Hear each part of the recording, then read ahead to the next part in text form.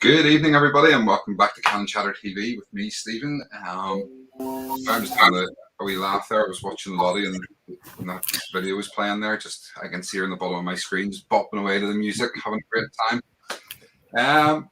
Yeah, so we're back. It's Friday night, and it's review time, or preview time, sorry, for tomorrow's match against Burnley, the trip to Turf Moor, and I put it in the. I put it in the description of this video. I put it on the tweet. It's tough tackling Burnley, because we know they're going to be physical, and we'll get into that in a minute or two. So yeah, not masses amount of stuff going on around the club at the minute. So tonight, the good news is it will be mainly talking about tomorrow's match, which means that we might be able to get away with not being on here for 2 hours tonight. But do you know what? If we are, it's because you guys in the chat get so involved, and you know what? We don't mind. If we're on for 2 hours, we're on for 2 hours. Let's just have some fun. So, do you know what? We'll play our intro and we'll get into it. Arsenal have gone through an entire league campaign without losing. The first time it's happened.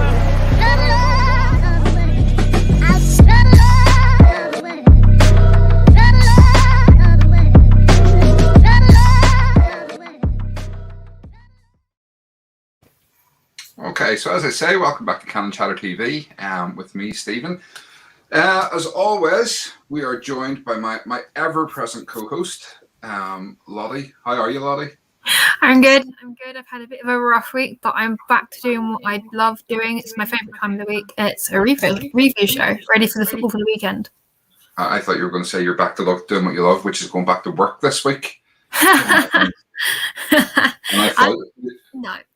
I thought that's not the case, judging by the messages that you sent us during the week. You know, I don't think you were really happy being back in.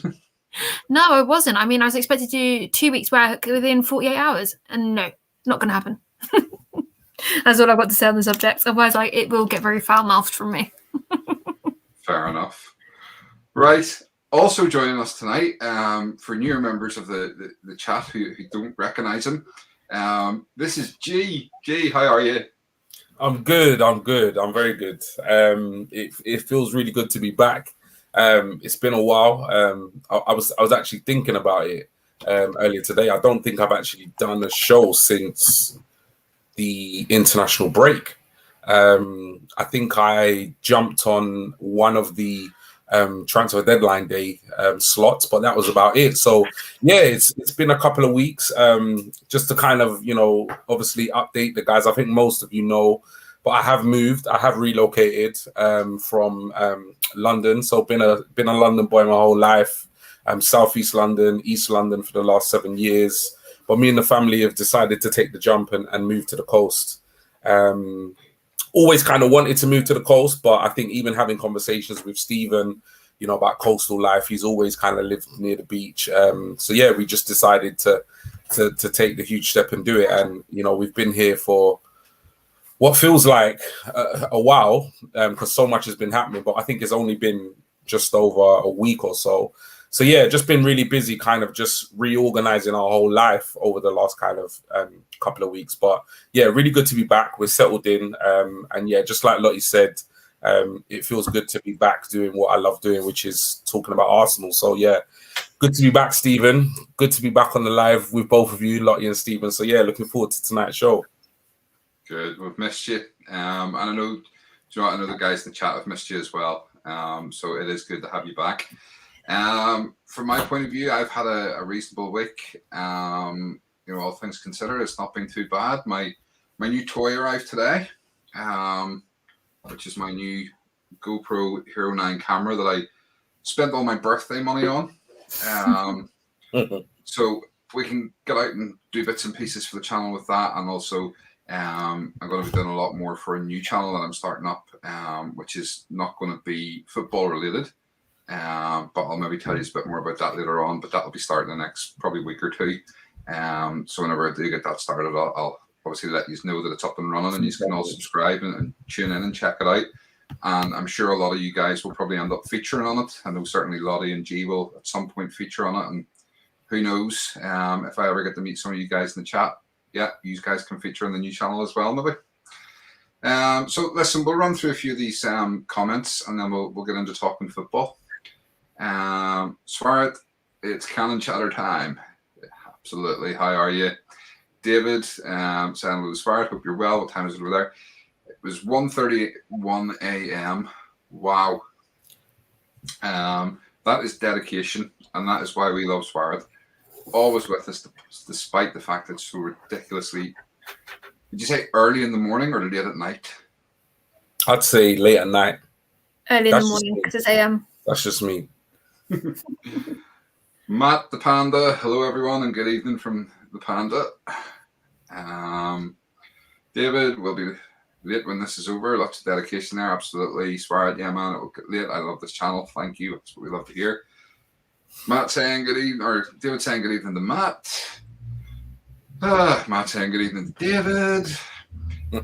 David, hi Stephen G and Lottie. Hope you're well. Hello Stephen G and Lottie. Good to see you guys. Welcome back, G from Swear it. David, okay, right. Andy, how are you, Andy? Stephen G, Lottie, all getting a thumbs up. Matt, going to spend Xmas Day on the beach. Might be a bit too cold. I'll give it a try. For that, I think. I'll give it a try, but yeah, I think it will be a little bit too cold. You'll be all right. David, and for FPL, I took out ASM, so that's a great start for me. Oh, it's a maximum, I take it, because he's got a goal tonight for Newcastle. Not even taking into account my 12-point deduction. Maybe more on that later. Yeah, we will have an FPL update later on. Tony, even Tony, another man who lives by the sea, down in Weymouth, my old hometown for a while. Nice. Antonio need to capitalise on chances we create and finish off our opponents. I think it's going to be 4-2-3-1. Antonio not wasting any time there, getting straight into the football talk. Straight solid offense against Burnley and come out strong. Absolutely. Great. Okay. Just before we go any further, G, just to let you know, because you obviously haven't been on the streams for a while, we are now putting these out on Spotify and other podcasts. And I am working at getting it on the iTunes as well. So sometimes you need to be a bit more descriptive, especially if there's pictures on the screen, just to let people who are listening know. But I know that's not going to be a problem for you because you do enjoy talking. G talks Arsenal. That's it. That's it. Well, listen, before we sort of start off, there hasn't really been an awful lot going on this week around the club. It's been quite nice, and it's been a European week. And for the first time in 25 years, and probably, I mean, for you, Ollie, that's probably as far as you can remember. You probably don't ever really remember Arsenal not being in Europe. Nope. Nope, it's like the oldest manager. When I look back, is Arsene Wenger. That's it. Showing my age now. So I want to know sort of, how do you guys feel this week? Not looking forward to a European match. Boy, I've got to be honest. I feel a little bit left out. There are times when, I've been sitting here, obviously in the sitting room, and you kind of, over the years, you kind of become accustomed to watching a European game, whether it be Tuesday, Wednesday, or most recently Thursday night. And I don't have a huge amount of interest in watching any of the other British sides in terms of what competitions they're playing in or who they're playing against. So I follow the results. Don't get me wrong. I obviously know, Spurs, had a 2-2 draw against Rennes. Probably should have lost the game. Couple of injuries. I know Chelsea won, etc., etc. But yeah, I do miss watching Arsenal play European football. At the same time, when I look at where we are as a club and our ambitions for this season, I honestly feel at this point, I'm actually glad we didn't make the Europa Conference League or whatever it's called, because I just think, traveling to the destinations that some of the or Spurs or some of the other British teams are traveling to, the injuries, the actual schedule of matches, I think it would have just been a huge distraction for us.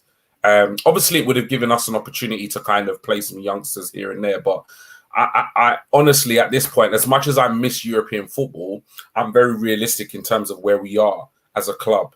And, we're not good enough to be in the European competitions that we want to be in, which is the Champions League and even the Europa League to some extent.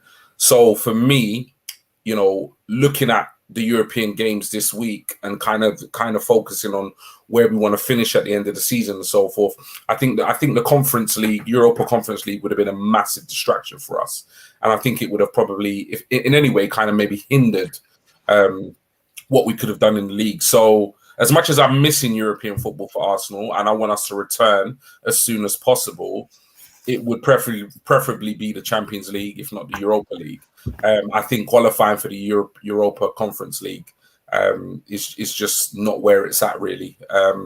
And given our squad and what we want to do in the Premier League this season, I think it's best that we have the one game a week in the Premier League where we can just kind of focus. But the last thing I want to say is, I know you touched upon about not much happening around the club.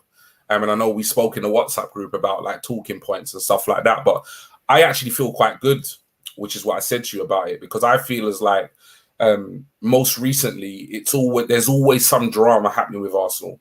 If it's not COVID, it's a player wanting to leave. If it's not a player wanting to leave, it's missing out on a transfer target. If it's not that, it's there's always something. It's a big soap opera. And as much as it gives us content and it gives us things to discuss and things to debate, it's quite, a breath of fresh air that actually leading up to a game, all we can really talk about is the squad and preparation for the game. And I think that's what's needed, because I think all that kind of stuff that goes on behind the scenes, unrest and rumors and so forth, it's not going to help a team that is already low on confidence. And obviously, a club that needs to kind of get its house in order. So I'm quite glad that it's been a bit quiet and we can kind of solely focus on the game, to be honest. Excellent. Just before I get Lottie's opinion, for all you guys watching, and even if you're watching back later on, take this moment to quickly hit that like button down below. And let's see if we've been doing quite well. We've been getting into the 20s the last few shows. So let's get up to 20 likes as quickly as we can. Lottie, yourself, less stressed, or? Do you know what? My blood pressure is so calm at this season so far. I'm absolutely loving it. I've got no veins popping out my head, no wine glasses going anywhere. I'm actually quite enjoying it. I'll be honest with you, I've never really been a fan of the European football. I prefer the domestic stuff. But I still watch them. I still watch them through the competition. They'll give me my anxiety. Veins popping out my head, but it's just nice to relax and not be anxious about the football. Because soon as the Europa's done, I'm worrying about the next game on Sunday. They've got to come back. They're not going to be ready, and everything's going to go wrong. Yeah. It's just nice not to be stressed. Yeah. Well, I am stressed with work, but it's just less stress. If that makes sense. How do you feel? I understand. I mean, for me, it's the same. It's not stress. The only thing I found kind of quite strange this week was obviously when we started this channel, myself and G, back in the 1st of March, we were in Europe. And what we would find then once we'd started sort of getting into it, we all of a sudden, we were doing a show on a Monday night, which was a review of the weekend game. We were doing a show on a Wednesday night, which is a preview of the European game. We were then doing a show on a Friday night, which was a review of the European game and a preview of the weekend game. So we were doing three nights a week. We were doing shows. And it kind of was strange, the fact that, it's sort of Monday, Friday at the minute. So never one to miss an opportunity to drop in a link to something we're going to do. Me and the guys have talked. We've come up with a movie idea. We are going to do other shows, and we have got some ideas and plenty of stuff lined up. But something we are going to do, and I think we're going to do this not next week because we've got the Wimbledon game on the Wednesday, but I think the following week we have a midweek where there's nothing going on. So what we're going to do that week, probably the Wednesday night, if we can, to make it for the middle of the week, is we're going to do like a Q&A night where it's going to be open to all you guys in the chat. So we need as many people watching live as possible. And it's going to be your opportunity to ask us questions. It can be questions about us personally. It can be questions about football. It can be questions about whatever you want. We're just going to have a bit of fun that night, a bit of a Q&A, and sort of get to know each other, and you guys get to know us a bit more. And we may even see about getting one or two of you guys on as well during the evening, and we'll see. But we'll have a bit of fun with it. So we'll read a few more of these comments, and then we'll get talking about tomorrow's game. Where we got to. David, it's strange not being in Europe. Keith, evening Keith. Hello guys. Good to have you back, G. Come on, you Gunners.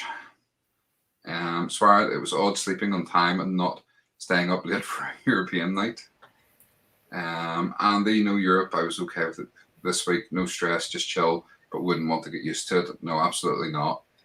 We'll do it for one season, and we'll find plenty of stuff to fill the weeks. But you know, long term, it makes our life easier if we're in Europe, because at least we can do the shows. AFC Fathead 7. That's a new name I don't recognise in the chat. Welcome to the show. It feels as if there's a whole international break between the weekends now. Yeah, absolutely. Keith, don't care for other teams at all. I'm the same. I mean, I haven't watched any of the Europe this week. I'm not really. I don't think I've watched a single game, but I do check the results just to see, like, you know, if there are any kind of, like, you know, shocks or surprises. But yeah, they haven't really been. But yeah, in terms of watching the games, very little interest in watching anybody other than Arsenal, really. Okay, guys, I've got a question for you on that subject. Do you think the young boys at half time had apple pie and custard against Man United? You ask the question, you can laugh at me if you like. I don't know what they had, but whatever they had. Well, Ronaldo doesn't eat it, does he? whatever they had, it worked, man. I tell you, it was a good result for them. Good result. Definitely. Sorry, I just throw that in there. Do you know what? Them United players will all be just drinking what do you call it? Neutral Life or whatever it's called that he does. Herb Life. That's the one, isn't it? Herb Life. Herbal Life. That's all will be allowed in the training ground. From now on. I don't think there's much he does eat, to be honest. He's so ultra healthy. Like, I think it's just water and cabbage or something like that. Do you know what I mean? Yeah. All right, Antonio, miss European competition, but I agree with G 100%. We are not ready to compete solidly yet. Do you know, actually, I did check one result, just purely because I seen a tweet and I had to laugh at it. Betis beat Celtic 4-3, I think it was. Yeah. Bellerin was on the bench, and somebody commented, "Is it crazy that Bellerin's going to win a trophy, a European trophy, before Arsenal?" And it's like, he's gone to Betis on a season loan. Let's not get carried away here. You know, Betis are not going to win a European trophy. Yeah. Thing is, I don't know if it's true though, Stephen. He did come out and said, apparently, there's something from him on Twitter I saw. He said he left Arsenal to win trophies. Get out of here, man. What's he talking about? I don't know if that's true, but it was somebody quoting it.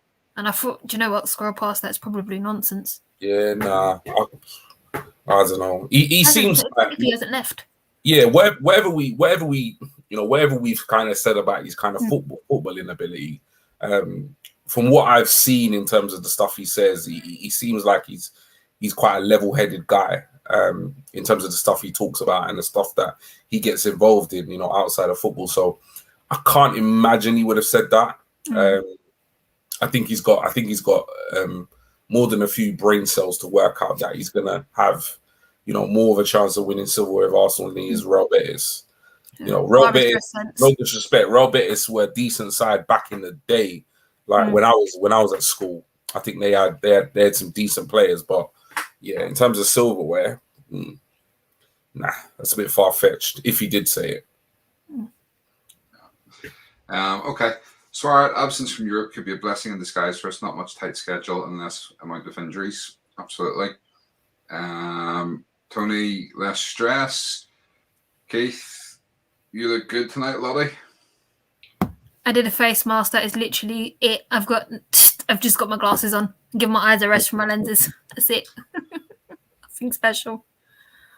Jersey, Anthony, home in time for once. Evening, guys. Pleasure to listen. Evening, Anthony, and congratulations on the new job. I know you threw up on Twitter the other day. You've got a new job, so congratulations on that.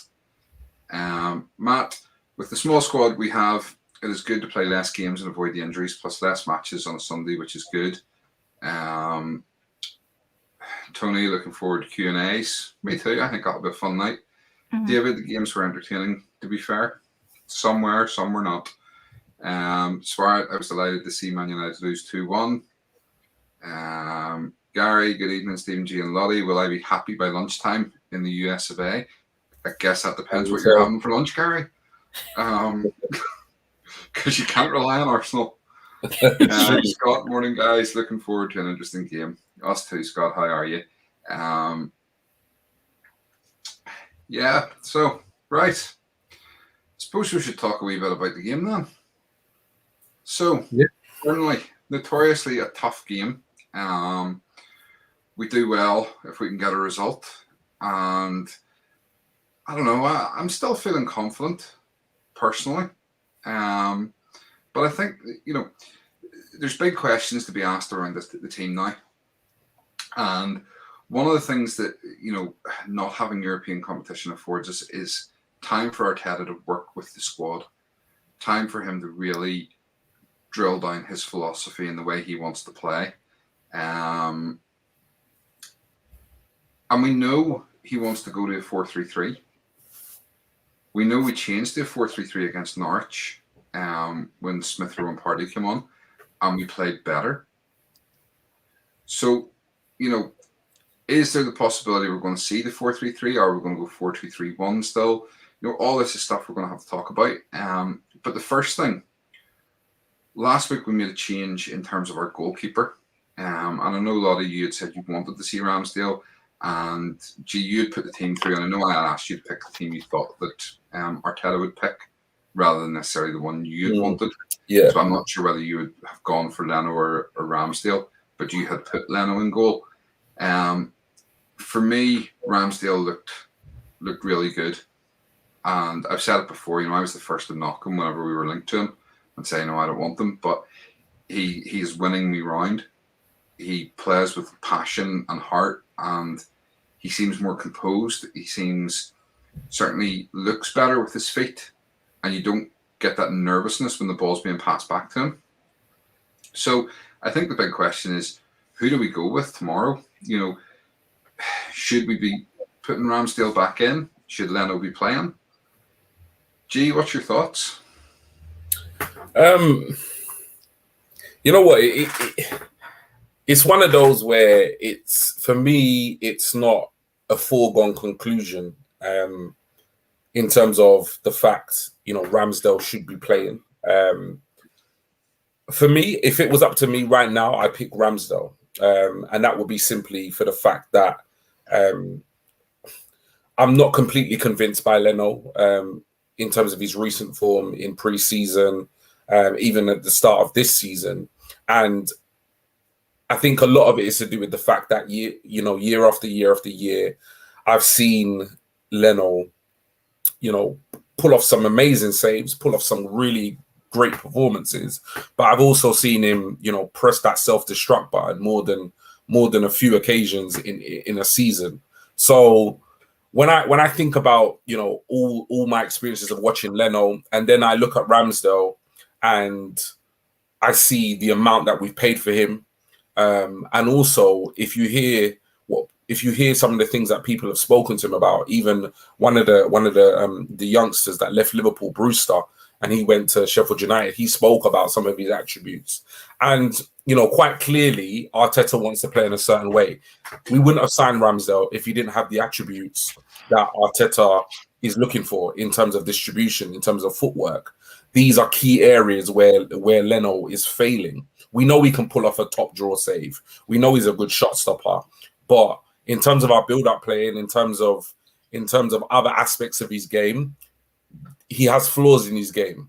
So when I look at the whole picture, for me personally, I would start Ramsdale because I feel as though Ramsdale is the future of Arsenal Football Club. He is either going to be the number one or he's going to be in contention of being the number one if we go on to lose Leno in the future and pick up another experienced goalkeeper. So for me, I just think pick the players that have a long-term future at this club and pick the players that, you know, we've trusted to recruit and bring to the club. I can't see Leno's long-term future being at Arsenal. And having watched him over the last however many years, while he has really impressed me at times, while he has saved us on countless occasions, there have been more than a few occasions where he has pressed that self-destruct button. He's cost us points, you know, sometimes in really good positions in games. And as a goalkeeper, you really just need that, you know, you need your goalkeeper to be solid. And we all feel the same thing when we're watching Arsenal play. The ball comes to his feet and there is that, like, you're holding your breath moment. You know, what's going to happen? What's going to go wrong? Even when I watched Arsenal in the pre-season friendly, I was at the game live. It was the same thing. It was like I was holding my breath every time he was either going to play out from the back or the ball came to his feet. So for me, Ramsdale's got to start. At the same time, I'm not completely convinced by Ramsdale because I'll have to be honest, I didn't watch a lot of his game before he came to Arsenal. What I've seen so far, he hasn't put a foot wrong, but he's not been tested.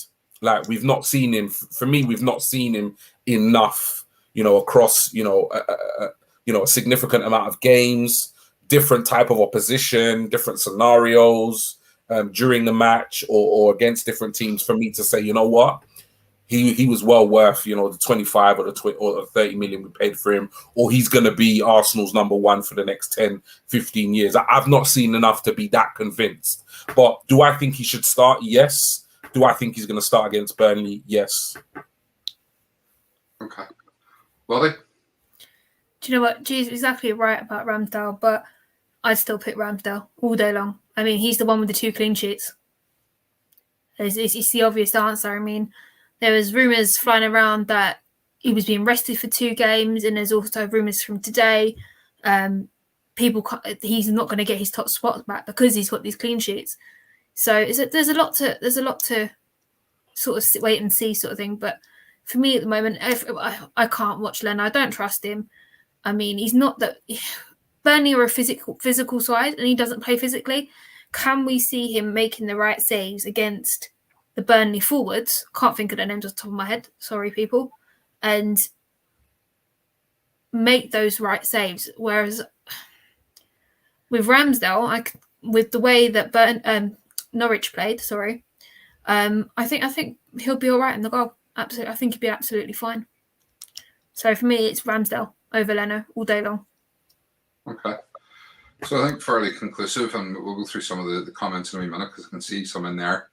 So yeah, I mean, I think we're all sort of leaning towards Ramsdale. Realistically, I think Leno will probably go in January. Yeah. You know, I think if Ramsdale's going to replace him, I think we'll see the end of Leno come January.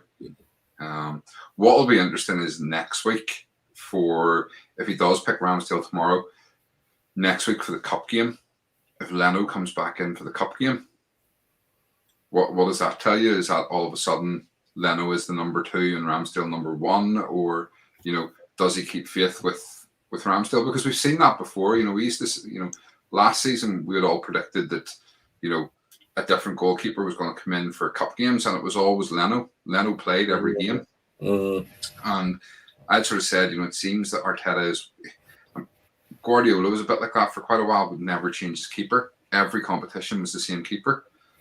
So it'll be interesting to see, as I say, what happens on Wednesday night in terms of the keeper as well, especially if Ramsdale does keep his place tomorrow. Yeah, I think it makes sense, you know, for Ramsdale to. I think most of us weren't sure, you know, the logic behind the Ramsdale buy because it is a lot of money, and a lot of people, you know, would look at his career in terms of who he's played for, and say, you know, he's not really proven at a certain level. Where some people may actually say, well, he's got a wealth of experience. Obviously, he's played for teams that have been relegated, but you know, he's got a wealth of experience. But I think in a way, now we're seeing Ramsdale getting picked over Leno. It kind of makes sense, really, because he's Arteta's guy. At the end of the day, he could have spent 24 to 30 million pounds on a range of goalkeepers across Europe, but he chose Ramsdale. So if the club and Arteta and Edu are looking at Ramsdale and saying, yeah, we're going to invest 30 million pounds into this player, it makes sense to pick him, because I can't even remember, forget City, Chelsea's of this world. I can't remember, us or other clubs paying such a significant fee for a goalkeeper in a while. So I think the fact that he's in the Arsenal first team, I think is probably just kind of logic, in terms of Arteta saying, well, look, this is the guy we chose to recruit and he's going to get games. And I think from where, for me, I saw Ramsdale, I didn't know much about the kid. But when I watched his interview when he signed for Arsenal, you could just tell that regardless of how his career goes, he's not gonna fail when it comes to his effort. You could just see that he was so thrilled to sign for Arsenal, and you could see, in his tone, in his body language, and from what he was saying, that he was going to give this 100%. And he actually said, "I'm here for the number one shirt." So I think him playing in the first team is no surprise, because at the end of the day, we paid the big money for him. So if he was being benched and he was sticking with Leno, you'd have to kind of question why would you then spend 25 to 30 million for a player you're not even going to give a chance in the first team? Yeah, no, absolutely. All right, let's get into a couple of these comments before we move on. Gary, oh no, Stephen, now I got to order something good for lunch. What do you think? Do you know what? I'm always partial to a sandwich at lunchtime, so I'd say nice pastrami on rye, pickle, coleslaw, bit of dipping gravy. Sounds good to me. Gary saying, morning to Scott. David, I usually doubt us for Burnley away. I never doubt us for anybody. Scott, they haven't won at home in something like 13 games. They're naturally turning to prime Barcelona now. Yeah, probably. Yeah. Scott saying, morning to Gary. Antonio, more Ramsdale, please. Tony, I want to see Sambi and Party. Okay. Did it? I see. I love that. I know that one. Doesn't work though. I'm sitting there looking at it. It doesn't work in my head. Sorry, Tony. Okay. Gary, Scott, Arsenal under Arteta break records. Not a good thing for Burnley record. Actually, it's usually been a good thing for everyone, not Arsenal. Stop being so pessimistic, Gary. Jamie, probably the biggest Arsenal-related news today is Karl Heinz signing a new contract. Fight for third goalkeeper spot or potential for second goalkeeper spot if Leno goes next year. Leah Williamson captaining England tonight as well. Andy, Ramsdale plays. The guy gives me goosebumps with his passion. Keith, Ramsdale all the way. Owen Reeve. Is that a new name in the chat as well? Owen, welcome to the show. Great to have you with us. Brentford destroyed us with the long throw-ins and set pieces. Leno couldn't get up and catch anything. Personally think Ramsdale can play with physicality of Wood and Barnes better than Leno can. Yeah, I mean, Leno's not good under any sort of physical pressure. Or with the ball at his feet, or kicking the ball, or he's just good at shot stopping the Hollywood saves. Gary, Ramsdale, White, Gabriel has to be a trio Arsenal keeps. Else, if Leno is Arteta's man, he plays consistently. I want Ramsdale though. Jamie, the red card versus Wolves was goal conceded versus Everton. We're just brainless from a goalkeeper. Sorry, of that experience. Leno is 1 foot out the door. Antonio, Ramsdale so passionate about being in the squad. Reminds me of the passion the women's squad display when they're on the pitch. TSG22_HD. Hello, if I type my words wrong, it could be my phone doing it or myself typing fast. No worries. Don't be letting that put you off putting comments in. Leno wants to go back to Germany. Yeah, I think he does, to be honest. I mean, he's quite openly said he wants to replace Neuer as Germany's number one. He's a long way to go to do it. Gary, I agree with Antonio. The passion has been replaced with players out doing a job they aren't too happy with. Gary's place his order. Just imagine my sandwich at the 90-minute whistle. Can't go imagine that sandwich. Tony, trust me, it does work, Lolly.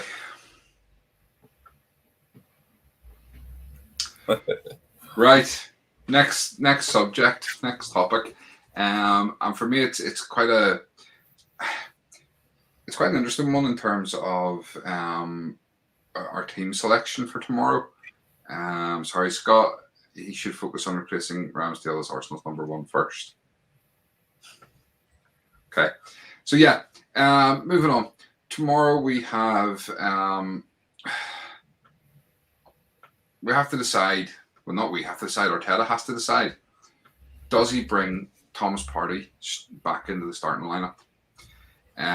For me, Partey and Smith Rowe made such a big difference last week against Norwich in terms of, we had the upper hand when they came on. We were the better team, but we went up a level.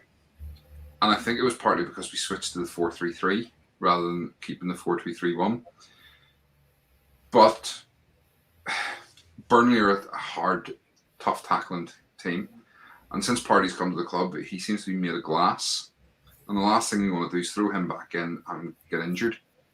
But at the same time, you'd like to think that with Partey's size and stuff, that he would actually be a good person to have in the midfield against that Burnley lineup. So it is a really difficult one to sort of decide whether, Partey should come back in and play from the start or whether we should stick with Maitland-Niles like last week. Because obviously Elneny and 34 are both out. So it really does come down to if he's going to play the 4-2-3-1, Sambi's guaranteed. Yeah. And it really comes down to whether he plays Partey or Maitland-Niles. So, what's your thoughts on it, G? You know what? You hit the nail on the head in terms of it being a difficult decision. Because whether or not playing Partey tomorrow it's probably the biggest kind of in terms of selection decision Arteta's probably got to make. And it's a really tough call because I'm very much of the notion, just go all in, all in. He's our best midfielder when he's fit, and he should play. If he's fit, he should play. And if he does play him, I don't think there's a single Arsenal fan that would question that decision, really. At the same time, if he plays him and he gets injured, everybody's just going to be in uproar, saying, it was a poor decision. You've got Ainsley Maitland-Niles who can play in midfield. He should play him. So it's a really difficult one. In terms of Ainsley, for me, it's just the whole midfield thing. I know he got his time on the pitch against Norwich, but he didn't exactly massively impress me in terms of his display. I thought he had an okay game. So, one could say, well, actually, give him another opportunity in the midfield. So for me, I'm going to be honest. If it was up to me completely, I'm going to play Partey. I'm going to play Partey and Sambi. I don't think, we're in a position where we can really afford to rest our better players. But at the same time, picking Partey for tomorrow's match against Burnley is a huge risk. There's no doubt about it. So while he would be in my first 11, I would know at the back of my mind, if he gets injured, we're unlikely to have him for another couple of weeks, which long-term is not going to be great. So I can see the logic in keeping him out of the side, maybe giving him some minutes later on in the game, maybe giving him more minutes against AFC Wimbledon, and then obviously have him, fully up and running against Spurs, for example. But yeah, I think, our midfield area is so weak in terms of options, in terms of players that we've got fit, players, who are suspended. I think Partey has to play tomorrow. And if it was entirely up to me, I would play Partey alongside, Sammy in the middle. But I can't avoid, the thought in the back of my mind that does say that is a huge risk, because we do know Burnley are a physical side. And regardless of whether they've not won a home game for 13 games, etc., they know Arsenal or they know recent Arsenal, and they know in the past they put it about, they kick our players off the pitch, they make it a physical contest. They know they can get a result, and I don't think much has changed since whenever we last played them. I do think that Arsenal will struggle against some of the lower teams in the division, particularly if they are physical sides. And that's why I think Partey has to play, because he does have the physicality to deal with that. At the same time, it is a big risk because, like you said, Stephen, since he's come to the club, it seems as though this brilliant injury record that he had has just gone out the window. He seems to get injured like every other week. So, yeah, in a nutshell, I'd play him, but that decision comes with a massive amount of risk, I have to be honest. Yeah, absolutely. As you say, it's a physical game. And the concern for me is if we put him in and we let him play, does he get injured? And then he's out for next week. And that's my concern. I'm not worried about the Wimbledon game. I'm worried about the North London derby because we need him for that. Yeah. We need him fit. We need him starting. But at the same time, as you also said, and I'd be the same, and especially this season when we don't have Europe, we need to really be putting out our strongest team every week. Yeah. There isn't really an excuse. And we've got 3 points from 4 games. Like. What's that? Do you know what I mean? We've got 3 points from 4 games. So we really need to beat Burnley. Let's not forget we've got 3 points from 4 games. So this Burnley away, it's still a must-win game for Arsenal and Arteta, in my opinion. Yeah. But at the same time, what I was going to say was we can protect players, we can wrap them up in bubble wrap, but he could get injured in training, just as easily. Yeah, so, true. It's a risk we maybe have to take and get him playing. Lottie, what's your thoughts? I did miss the original question. I do apologise. What was the original question? We're just talking about Partey and whether he should be playing from the start tomorrow or whether he should be coming off the bench. Bearing in mind that we have got the likes of North London derby next week, and it will be a very physical game. And we know, we talked about it at Brentford. We knew what Brentford were going to offer, and we didn't match them for the physicality and stuff. We need to match Burnley for the physicality tomorrow. And Partey, for me, is someone who could potentially do that, but it's a risk. Because he's been so injury prone since he's come to the club, do we take that risk? Do you know what? He came on the 60th minute at Norwich. I'd start him from the bench just in case, to be honest with you, because obviously we know how injury prone he is. I mean, I think he came back once last season and he was injured that game. So I'd probably sub him on for half time, give him those extra minutes, a bit longer than he did last time, and then go from there. I mean, he needs to be fit for North London derby. I need him that. That's what I'm looking at the moment. I know it's Burnley first, but for me, it's not important. The North London derby's a bit more important than points. Yeah. So it's a tough one, man. It is. It's a tricky call. Tough one. It's a tricky call because you don't know. We don't know if Ainsley's going to be all right up against the physicality. I mean, he managed in Norwich. Don't get me wrong, but Burnley are slightly more physical than Norwich. The thing is with Ainsley, Ainsley's the thing with Ainsley, he's up for a scrap, Like he's that type of player that I think, like, if needs be, like you can see it, his whole aura about him. Like he's up for a scrap. He's not going to back out of a challenge. Oh no, definitely not. He went up against Max Aarons. Saka didn't do it. He did, and we all know what a great player Max Aarons is. Towards the end though, we got tired with Saka. So. Like I said with the whole Partey thing, I would start him at the same time if as you said, Lottie, go with Ainsley. If Arteta went with Ainsley with Sambi in the middle, I wouldn't bat an eyelid. Do you know what I mean? I wouldn't be disappointed. I would say, well, actually, you know what? He's thinking long term. He's thinking, you know what, Burnley. We know what Burnley's gonna bring. We know they're gonna come physical. They're gonna come strong. They're gonna come hard. That's what they're going to do. They're going to try and disrupt the play as much as possible, and they're going to try and intimidate Arsenal into submission. That's what they're going to do. Not gonna happen. So, Yeah, it's a hard one. The thing is, he's damned if he does, and he's damned if he don't. You know, if he picks Partey and he gets injured, you know, he's going to get absolutely, you know, battered on social media.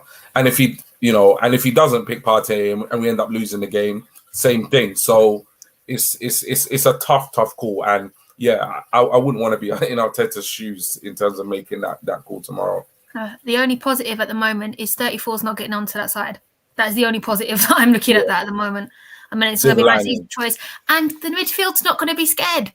Happy days. Yeah. The worry for me, though, on that one, Lottie, is the fact that he will be back for next Saturday, for next Sunday. I swear, if he walks into that team, I'm going to go mad. I'm not going to be happy. You know, it was against that team. Wasn't it against Burnley when Xhaka last season gave the ball to Wood? I swear it was. Yep. Yeah. It was. It was. Anyway, don't right, let me start, G. Yeah. Let's fire through a couple of these comments. So we've got Matt, Partey shouldn't play the full game. Gary, I really want 100% Partey. If he can only give 30 to 45 minutes, then on the bench he starts. Like idea of him and ESR playing, maybe as subs. Okay. Well, we're going to come on to that one in a wee minute as well. Antonio, yeah, it's a bit sad to see some players in the club for the money rather than the badge and its glory. Times have changed, but I do believe this squad can develop comradeship together given time. Okay, Partey should start along with Sambi. I also would mind Saka, Odegaard, and ESR starting behind Oba. Matt, Partey on from the bench. Rather not risk him getting injured when we got this come soon. Mike, Partey has missed a few training sessions this week. It doesn't look like he is fully fit. Yeah, I believe Arteta did say that they're having the managers training at the minute, just to get him up to the level. So, yeah, it will be interesting. Albert, evening, Albert. How are you? Birthday boys in the house. Smash the likes, people. And just to save me having to bring up all the messages I've seen here, what Albert was referring to is the fact that it was my birthday last week and it was G's birthday this week. On Tuesday it was G's and it was mine last Thursday. And I think there was maybe a bit of confusion as well yesterday on Twitter because I put up a post. Some of you guys in the chat, along with G and Lottie and our good friend Keith, and a shout out to Keith because he's not too well. He's in bed with man flu at the minute, so I don't think he's watching tonight, but he says he'll catch up tomorrow. Get well soon, Keith. Anyway, these guys put together a wee video for me saying happy birthday, and I really appreciated it. And I hadn't put it up. I hadn't posted it on YouTube because just for personal reasons, some stuff that was going on, I wanted to keep it to myself for a few days. But I posted it yesterday on YouTube. So if you haven't checked it out after the show's over, you can go onto our channel and check that wee video out as well. So thank you, Albert. Gary saying good evening to Albert. I'm just going to skip over all the happy birthday ones there.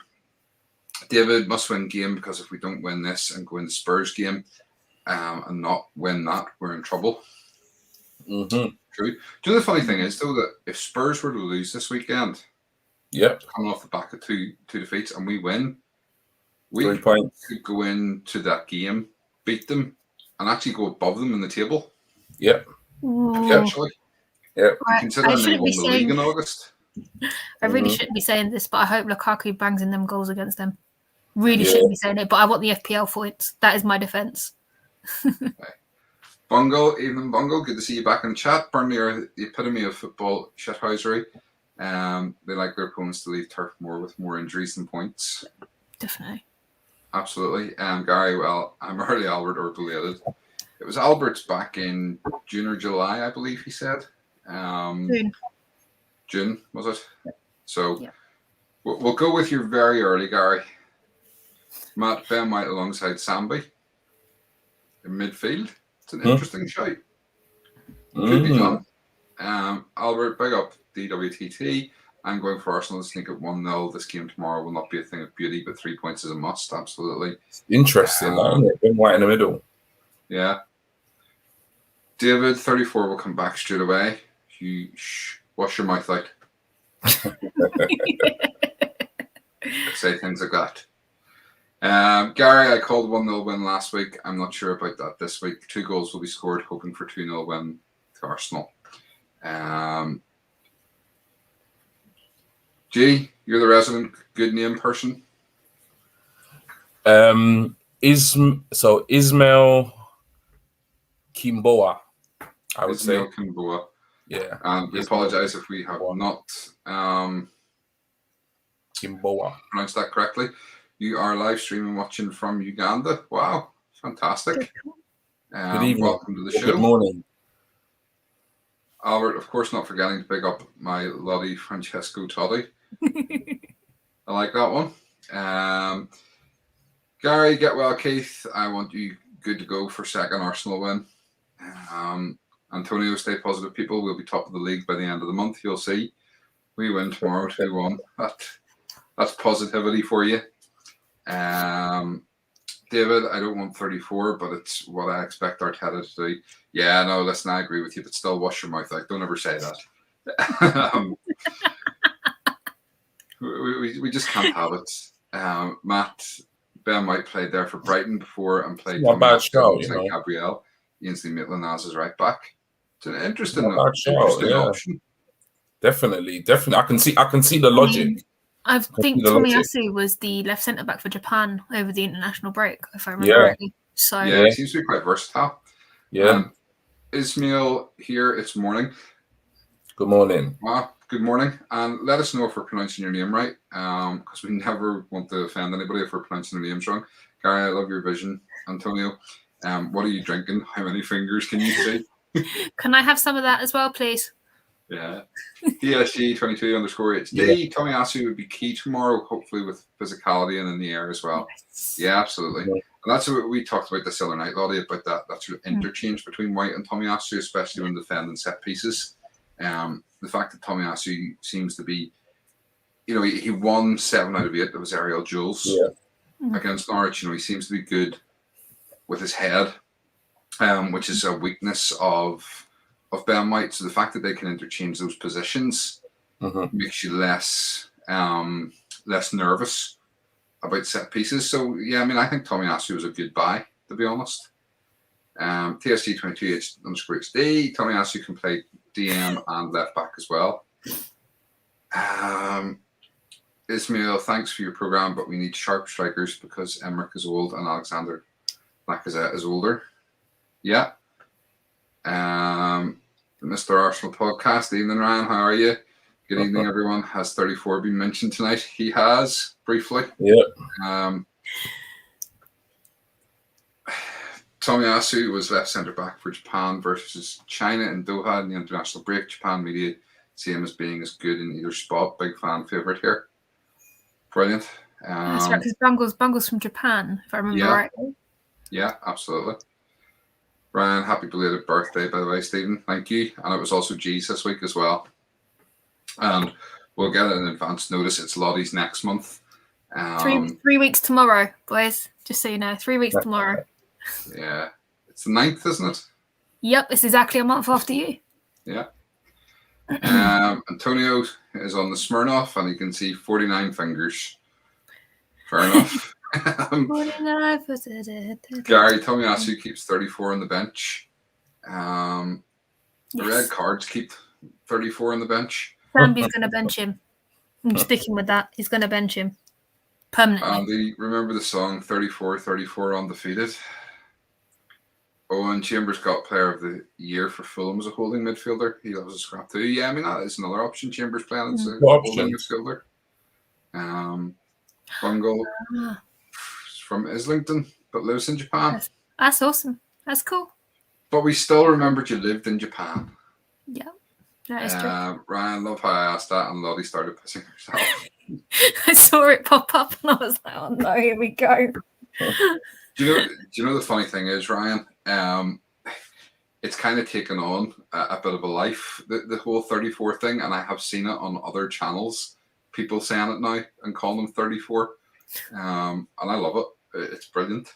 What we need to do is we need to get Kevin Campbell back on either your channel or get him on here and see if we can get him saying 34 because he was quite scathing of him that day when he was on your show with us. I did watch that back. That was good. That was really good. TSG22_HD. My birthday is when Jack Wilshere says. Okay. Joseph, no 34 is Arteta's son. Joseph, Arteta is better looking than that thing. I'm offended. It's my birthday, the 10th of October. Oh, day Libra. after There you mine. go. Oh, wicked. Great. Do you know what? We'll find out more of this stuff on our question and answer night. Yeah. Let's get back to football. Right. So yeah, somebody had mentioned earlier on about the possibility of seeing, Odegaard, Smith Rowe, and Saka all playing. And this is what I wanted to talk about. Obviously, I've mentioned before the fact that I thought we played better once we went to the sort of the 4-3-3 and Partey and Smith Rowe came on. So, is it a case of, for Smith Rowe to potentially play tomorrow that we bench Odegaard? Or could we see them both in the same team? I personally like them playing together. I think they complement each other quite well. And I think last season, when we had the two of them playing in the same team, they worked well together. Lottie, what's your thoughts? Would you like to see them playing together more, or are you happy to have one or the other on? I definitely want to see them play together more because, as you said, they're great. They're great playing together. But the only question that comes to my mind is who do we drop in order for them to play together? Obviously, Arteta wants them all competing to start, so that he's got the rotation available. But I definitely want to see them more, and I think, dare I say it, I think Pepe's going to lose out to him at some point. Okay. G, just before I ask you, I'm just going to quickly go to these because where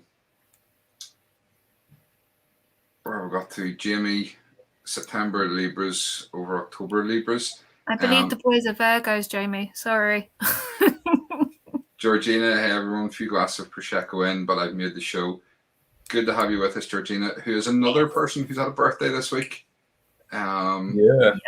So, number one fan. I'm just getting that in there, Ryan, for you, because obviously you're playing up to this now with your birthday's the 20th of May. I'm going to have to start and make a list of all these. Yeah, birthday shout outs. Actually, that's a really good idea. Yeah. Send us your birthday photos and we'll put them up. Yeah. G, your thoughts on the Smith Rowe and Odegaard situation? Would you play them together more, or do you think it's better one or other? Yeah, I think I have to kind of agree with Lottie on this one. Is that I'd love to see them play more, but the question is, who do you drop? Because my criticism I have of both Odegaard and Smith Rowe is they don't score goals. So while you can afford to have one in a creative role, and you have one in maybe a more offensive role, just say, for example, you're playing Odegaard in the number 10 role and you're playing Smith Rowe out on the left, say, or if you're putting Smith Rowe in the middle, number 10, and you're playing Odegaard out on the right, however you're going to do it. If you're going to play one in an advanced playmaker role and one in one of the front three, either on the right or the left, at this time, at this precise moment in time, both of them lack goals in terms of their games. In terms of like the attributes to their games, I think that's an area that both of them need to vastly improve on, as they develop, because they are still both quite young. So that's the issue for me, And you could say, okay, you drop Pepe and you play Smith Rowe or Odegaard, because Saka has to start. And I love Saka and I want Saka to start. But again, Saka, there is a limitation to his game in terms of goals. If you're going to look at Odegaard, Smith Rowe, Saka and Pepe, regardless of whether they play well, or not, out of those four players, the most likely to get you a goal is Pepe. For me, hands down. So I would really like them to play together more often, but I do feel as though when I look at our young offensive players, Odegaard, Smith Rowe, and Saka, I feel as though they all have the same flaw in their game, which is that they're not clinical enough in front of goal, or they don't get in enough goal scoring positions. So that's a worry for me. A worry for me is to have all three of them on the pitch at the same time, and all of a sudden, the pressure is really on for the other two kind of offensive players to get the goals. And let's face it, Aubameyang is not firing on all cylinders. Lacazette's only coming back from COVID. Pepe's very hit and miss from game to game. So it's a concern for me. So at this precise time, I would say it's one or the other for me, because I don't think we can really afford to have the two of them in the same team at the same time. However, they play differently. You know, Smith Rowe, I don't feel as though Smith Rowe is as creative, because I don't think as creative as Odegaard. In that, with Odegaard, I feel like he's got that pass that can unlock a defense. At the same time, Smith Rowe, he really knows how to lift the team and drive at a defense, you know, and kind of take the game to the opposition. So they play very differently. So it's just who's going to be more suited to play against Burnley. And I guess we'll come on to that in terms of team selection. But yeah, I would really like them to play together more often. But I just think personally, in terms of the flaws in their games, which for me, both of them is a lack of goals, I would struggle to pick the two of them in the same side. Okay. Guys, if you're watching live, drop what you like in the video there for us. Try and get us up to 20 likes by the time we come off. And obviously, if you're watching this back later on, do it anyway, because it all helps. So we'll read through a couple more of these comments. Ismail, but the problem of ours is that we have a total players we need. Someone who's more talented, players like Maddison. I don't know how much more talented Maddison is over Odegaard, to be honest. I think the fact that Maddison's been in the Premier League and we're familiar with him, we all kind of get sold that dream. But long term, you know, is his ceiling as high as Odegaard's? It's time will tell. You know, Arteta obviously wanted Odegaard because he fitted into the system he wants to play. Yeah. So yeah, it's a difficult one. We'll wait and see. TSG22 saying, hey Georgina, Suarez, Pepe can be benched for this game and then brought in as a sub. Just a thought. Matt, play Pepe up front. Interesting. Keith, I got pizza Pringles tonight. Cost £6.20 off Amazon. Huh? Why, when you can go into Sainsbury's and get them? You can't get them here, I don't think. I've never seen them anywhere in London. No, that's new to me. Yeah, they're not very nice though. They're not. No. Has anybody tried the doner kebab once?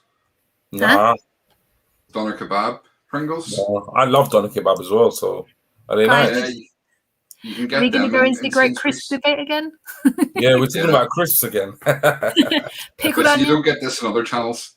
The Great Crisp debate. You're outnumbered tonight, Stephen, on the pickled onion. NEG. Team Yeah. pickled onion. Yeah, If Monster you ever Munch. see the doner Yum. kebab Pringles, get them and get a wee tub of garlic mayo, or garlic dip.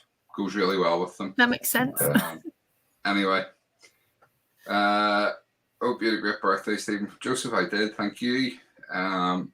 Scott from the Red Cannon, how are you? Surely we must win tomorrow with all these birthdays kicking about. Yeah, Absolutely. I need to win for G and Georgina this week. Good excuses, Annie. David, April, for mine, long way away. David, the good people are born in April, says Gary. Mine, Bungles is the 20th of September. 3 points in a good win, or I'll pretend I'm not a year older. Do you know what? I do that anyway. Whether we win or not, I try to pretend I'm not a year older. Smash the likes, people. 20 watching with 12 likes. Get it done. Thank you, Scott. And Scott's doing great stuff over in his channel. So if you haven't checked him out, make sure and go and check out the Red Cannon.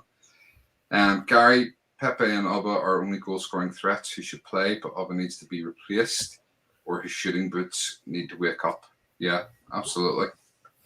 But you know what? He got a goal last week, and sometimes a fluky goal is what you need to kickstart your confidence. You know, we talked about that before, about the likes of the diver up the road, being the top scorer at the World Cup, and you know how one went in off his backside, a couple of them were penalties, you know, and he went on to have another good season after that. So, David, I just have French fries in the house at the minute. Okay. Not sure about pizza Pringles. Stick with pickled onion monster. No pickled onion monster much. It's the We best. need them to sell number 34. Arsenal to win 2-1 and Chelsea to beat Spurs 5-0 from Joseph. That is optimistic, but that would be great. So listen, we'll go on to tomorrow, and seeing you weren't here last week, G, I'm going to let you have the honours, because the funny thing is we do a lineup every week, and we try to do two. We try to do one that we would like to see that one of us picks, and one that we think Arteta will pick. And this week, I let Lottie and G pick the team. And he's both picked identical teams. Crazy, isn't it? Very player, exactly the same team. So there's no point you both talking about it. As Lottie's disappeared for a minute, you might as well have the honour. No problem. Back. Sorry, guys. That's all right. Laptop was going to die. No problem. So G, talk us through the team both you and Lottie have picked and your reasons for it. And We haven't try spoken do to it each with other under today 20 either. minutes. Before anybody Yeah, else. so it's actually crazy because, like you said, Stephen, we've got the Arsenal team up on screen, and me and Lottie literally picked the identical side. So, I can promise you guys, this is not us making this up. Stephen usually sends out a text or WhatsApp and saying, ping your teams over to Chris, and we ping them over. And then I even said, well, you know what? Because we were talking about talking points, and Stephen was saying there's not much going on at the club. And I said, well, we can debate the lineup. And Stephen was like, well, you've both picked the same team, so there's not much to debate. So Mine's unchanged. Yeah, So completely.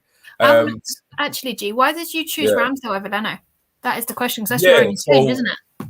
Yeah, so for me, like when I picked last week's side, Stephen was like he said basically pick the side you think Arteta would put out. And given the players that were available, I honestly couldn't see Arteta picking Ramsdale over Leno. I was very surprised that he did. I was glad that he did, but I was very surprised. But in terms of this lineup, from what I've seen, like I said, I'm not going to jump on the bandwagon and say that Ramsdale's the answer to Arsenal's goalkeeping situation, because I think it's way too early. I've done that so many times with Arsenal players when they first come to the club after a few games, and I'm like, yeah, that's it. That's the player. So I'm not going to do it this time. But from what I've seen so far, it's been really promising. And I think against Burnley, the lower teams in the division seem to have either worked it out or will pick, this style of play against Arsenal, which is to be physical. There's going to be a high press. Brentford did it. I expect Burnley to do it. They're gonna do the high press. They're not gonna give our players time on the ball. And in terms of the goalkeeper, we like to play out from the back. So in terms of would I feel more comfortable from what I've seen of Leno in previous seasons and Ramsdale so far to have Ramsdale in goal? Yes. I'm going to feel more comfortable having Ramsdale there because his distribution seems to be better, and his footwork seems to be a lot neater and tidier than Leno. So for me, that's why I would pick Ramsdale as the number one for tomorrow's game. In terms of the defense, I think at the moment the defense picks itself. I saw a stat. I don't know how true this is, Stephen. Maybe Stephen, a lot of you can confirm, but it was only briefly before we came on air. I saw a fact, actually, to say stat, a fact that this is the tallest back four we've had ever at Arsenal or in recent years or something. I saw something like that. How true is that? Do you guys know? I would say it's probably fairly true in recent years. Okay. I don't know in terms of if you go back to like Adams and Bold and Winterburn, Dixon. And Luke Dixon was quite short. Yeah. Winterburn probably wasn't. I can't remember what the actual wording of the tweet was. I don't know if it was ever or in recent years, but I think it sounds like maybe recent years because we've obviously the height was bought by the BFG. End of story. Yeah. And he was tall. He was really tall. I just every time I saw him at Emirates, I was like on the lower tiers. I was like, how tall is this guy? He's almost like too tall for football, but somehow it worked. Yeah, it worked. It worked for him. It worked. So I think I'm going to go with recent times. Yeah, I would say so. I'll try and find the tweet. I can't remember who wrote it. But yeah, in terms of the back four, I think this back four basically picks itself. I think quite clearly, Tierney is our first choice left back. We've got Gabriel and White in the middle. Now they're both fit and fully recovered. I need a bit of a hand how to pronounce the left back. Sorry, the right back still. Is it Tomiyasu? Perfect. Sakahiro Okay. Tomiyasu. Okay, there you go. I got it. I just didn't trust myself. But yeah, Tomiyasu has obviously been brought in, as a right back. We know his versatility, but, clearly for me, I think, regardless of what's happening with the Tavares situation, Holding, Murray, Ainsley, Cedric, quite clearly this is our strongest back four. And I think this back four, is going to pick itself when it's fit. And I actually said, I think I was speaking to Chris, big up Chris, who does the graphics for us. I was speaking to Chris in the DMs, I think it was yesterday or today, and I was saying, and a couple of other fans, and I was saying that this back four just needs games. We just need to play them now, week in, week out, week in, week out. They need time to gel and just form relationships. That is really, really, really key. I think the only time I really want to see this back four change is through injury or suspension. Other than that, it really needs to stay with these four players. In terms of midfield, if it was up to me, I would go with the strongest side. I don't think we can afford to rest Partey. As much as I said, it is a risk, and I know if it backfires, it's not going to be pretty. At the same time, I just think 3 points from 4 games against Burnley, who are a physical side, one could say it's a risk playing Partey, but I'm looking at it from the other perspective in that Partey will be able to hold his own against those Burnley players in the middle. So I'm going to pick Sambi, who has just been phenomenal since he joined the club in terms of his defensive displays, in terms of his passing ability, and just his whole attitude and work ethic on the pitch. So I'm going to go with both Partey and Sambi in the middle because I think at this present moment, despite Partey's injury or previous injury, they are the best two midfielders that we've got at the club.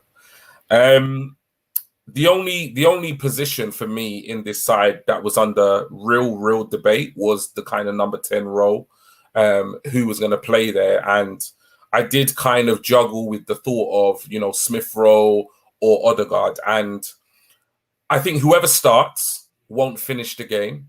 In that, I think if he goes for one or the other, I think whoever starts, they will be taken off at some point, and the other person will be brought on.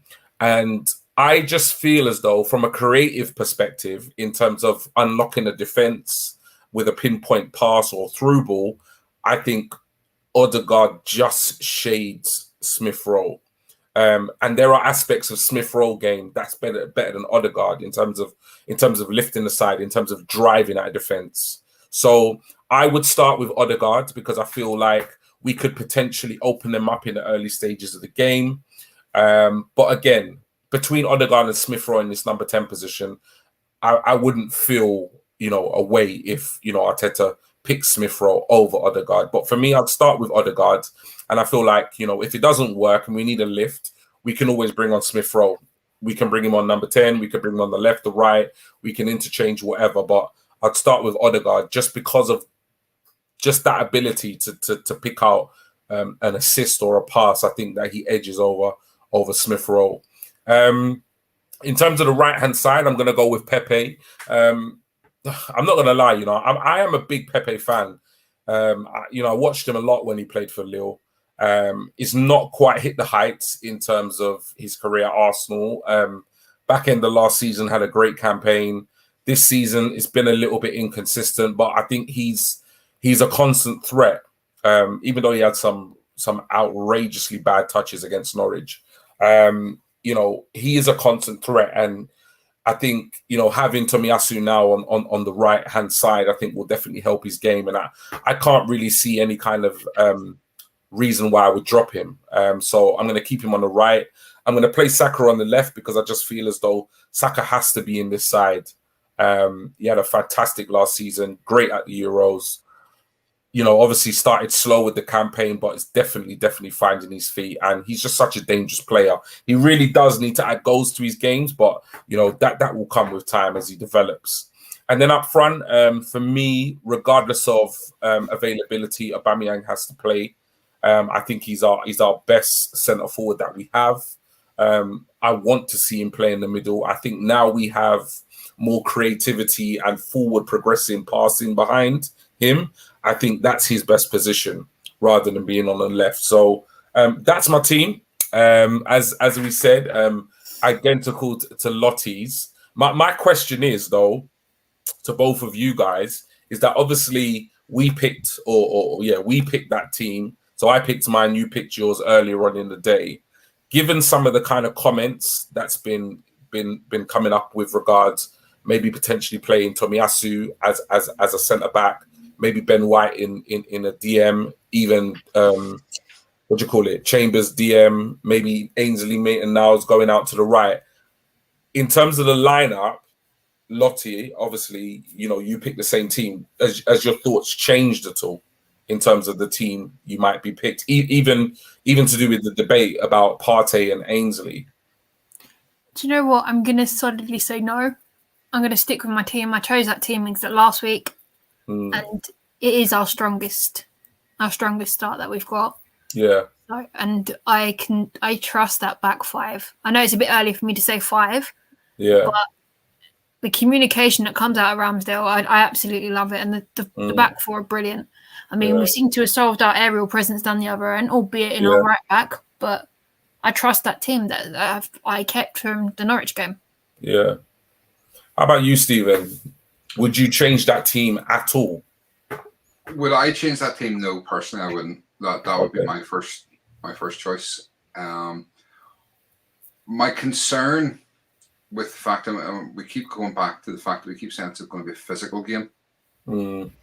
My concern with the physical aspect of the game is Arteta tends to at times overthink things, and he picks his team based on who we're playing rather than picking his best team. For me, he should be, this is pretty much the team that should be playing week in, week out. I don't really think, you can argue Smith Rowe should be in there, but at who do you drop? Do you drop Odegaard or do you drop Pepe to play him? But other than that, essentially, this is our best starting 11, in my opinion. The concern for me, as to say, is that Arteta then picks not sometimes, but he does tend to pick the team based on the opposition rather than based on our best 11. And with knowing it's a physical game, is there the possibility that we go to 5 at the back and he brings Kalashnik back in? Because there isn't anybody more sort of physically capable for a scrap than Kalashnik. He's not a good player, don't get me wrong. Yeah. I can see Lottie sitting there shaking her head in disbelief. I hear what you're I'm not saying that. That. But what I'm saying is that, given Arteta's... this is the sort of thing that Arteta will do. Yeah. Is that a possibility that we turn around tomorrow and when the starting lineup comes out, we see Kalashnik playing in the middle at the back? Wouldn't surprise me. That's the concern for me. For me personally, I don't think he should. I think we should be sticking to that 4-2-3-1 or even the 4-3-3 formation, playing, taking Sambi out, put Smith Rowe in, play Partey as the holding midfielder on his own, with then Odegaard and Smith Rowe ahead of him, and then have Saka, Aubameyang, and Pepe as your front three. I think that worked well last week, when we changed that sort of formation. And I think that's ultimately what Arteta wants to do.